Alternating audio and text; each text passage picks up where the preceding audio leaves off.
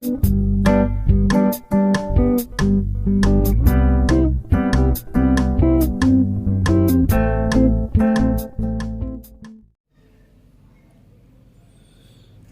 guys, how are you? This is Aryan sir. Welcomes you all to my YouTube channel AJ English Classes. Guys, आज हम करने जा रहे हैं pros section में से चैप्टर 2 है सॉन्ग ऑफ माई सेल्फ, उसका समरी करने जा रहे हैं। तो गाइस, जैसा कि आपने इससे पहले sweetest love I do not go का समरी देखा होगा और आपने पढ़ा होगा, जो कि जॉन डन के द्वारा था। और ये समरी जो हम करने जा रहे हैं, ये song of myself Walt Whitman के द्वारा लिखा गया है। तो देखिए, वाल्टर विटमैन के बारे में थोड़ा सा हम जान लेते हैं। समरी शुरू करने से पहले थोड़ा सा जो इसके पोएट हैं उसके बारे में जानते हैं। वाल्टर विटमैन का जन्म 31 मई 1819 में हुआ था। वाल्टर विटमैन एक अमेरिकी कवि थे और कवि के साथ साथ पत्रकार और मानववादी इंसान थे। वो वाल्ट विटमैन अमेरिकी कैनन के सबसे प्रभावशाली कवियों में से एक हैं। वाल्टर विटमैन को फ्री वर्स का पिता भी कहा जाता है। ये सब मुख्य बातें हैं जो आपको उनके बारे में जाननी चाहिए। कई बार ऑब्जेक्टिव में क्वेश्चंस इस तरह के भी पूछे जाते हैं।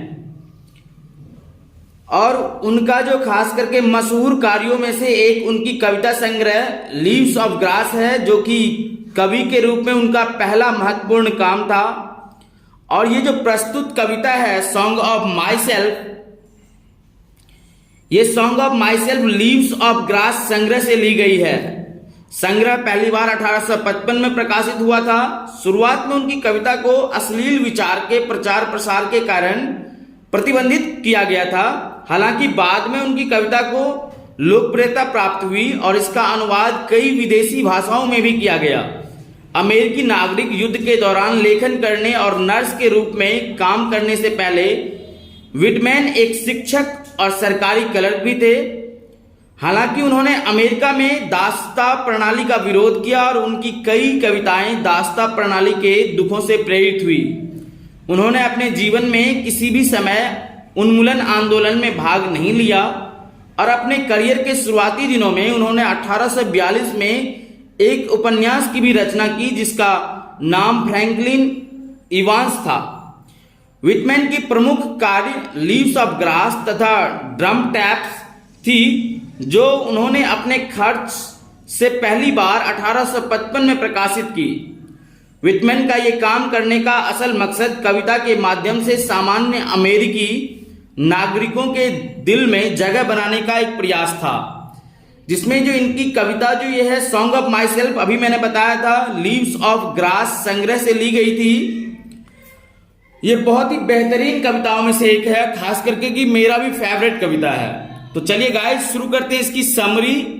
शॉर्ट एंड सिंपल तरीके से हम इसकी समरी को समझेंगे और याद करेंगे, जो कि एग्जाम के पॉइंट ऑफ व्यू से बहुत ही ज्यादा इंपॉर्टेंट होने वाली है।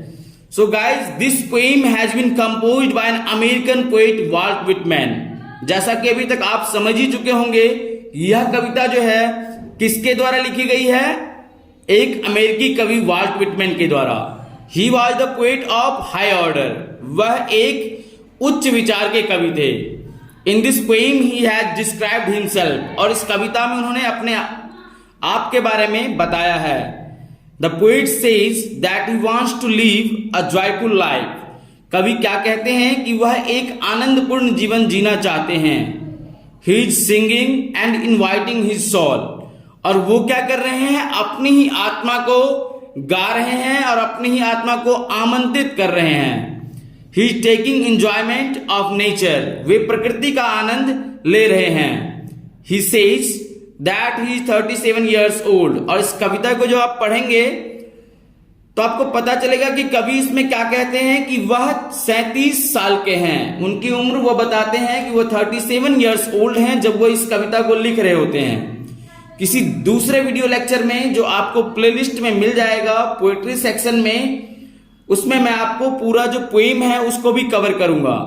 तो आप जाके वहां पे वो वीडियो भी देख लीजिएगा, तो आपको पूरा का पूरा जो लेसन है वो भी समझ में आ जाएगा। Line to line Hindi explanation के साथ होगा वो भी। आगे कभी कहते हैं कि ही हैज गुड हेल्थ, उनका जो स्वास्थ्य है वो भी अच्छा है। He wants to keep this perfect health until he dies, और वो अपने उस अच्छे स्वास्थ्य को तब तक बनाए रखना चाहते हैं, तब तक मेंटेन करके रखना चाहते हैं जब तक कि वह मरते नहीं, यानी कि मरते वक्त तक उसको वो मेंटेन करके अपने हेल्थ को अच्छा बनाए रखना चाहते हैं। The poet says his body and blood are made of this soil and air, और कभी क्या कहते हैं कि उनका शरीर और खून इसी मिट्टी और हवा से बना है। What ever he thinks that is thought bye every man, और यहाँ पे विटमैन कहते हैं, वाल्ट विटमैन जो कि कवि है, और वो कहते हैं कि वह जो कुछ भी सोचते हैं वो प्रत्येक व्यक्ति के द्वारा सोचा जाता है। He does not believe in caste and religion, वो जाति और धर्म में यकीन नहीं करते हैं।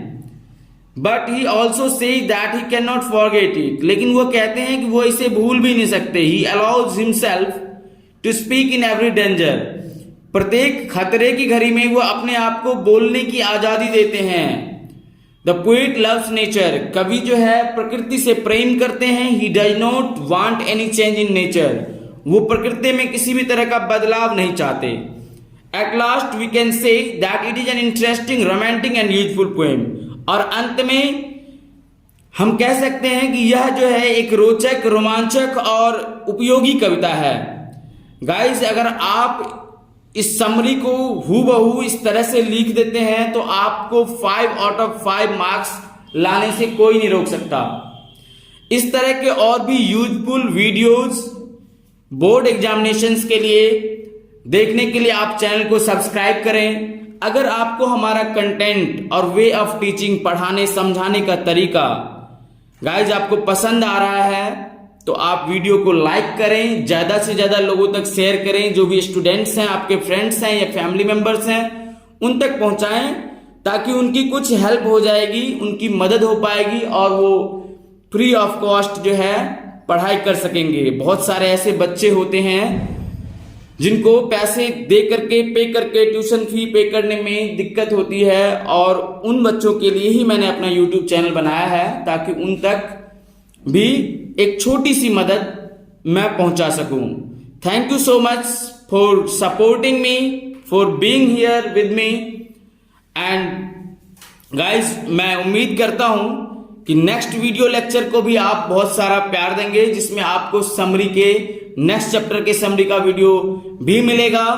इससे पहले हम लेसन 1 जो इंडियन सिविलाइजेशन कल्चर है उसका भी हमने वीडियो कंप्लीट किया है, जिसमें line to line Hindi explanations के साथ पूरे चैप्टर को कवर किया है।